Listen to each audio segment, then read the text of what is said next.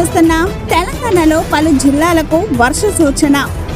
వికారాబాద్, సంగారెడ్డి, మెదక్, కామారెడ్డిలో భారీ వర్షాలు కురిసే అవకాశం.